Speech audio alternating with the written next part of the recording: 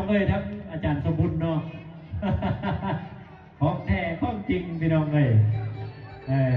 อันนี้ก็เป็นบูฮักบูแพงกันพี่น้องเนาะ10 ปีหลังเนี่ยเป็นเฮียน้ำกันอยู่ลงพระบางมองไปโว้บวชแทนบวชว่าพี่น้องเอ้ยนี่ก็ดีอกดีใจได้พอมูพบปู่เนาะขอขอบใจทั้งเจ้าของรอบผ่านไปเมื่อกี้เด้อโดยเฉพาะเป็นทาง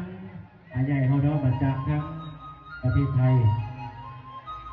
เปลี่ยนประสบการณ์นั่นกันบอกทางนี้ขาเกี่ยวมากประสบนี้เกี่ยวมาก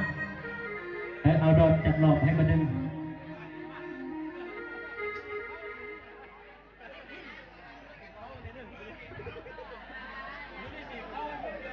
จำให้ตายที่ตามต่อรอเสมออย่าบ่อ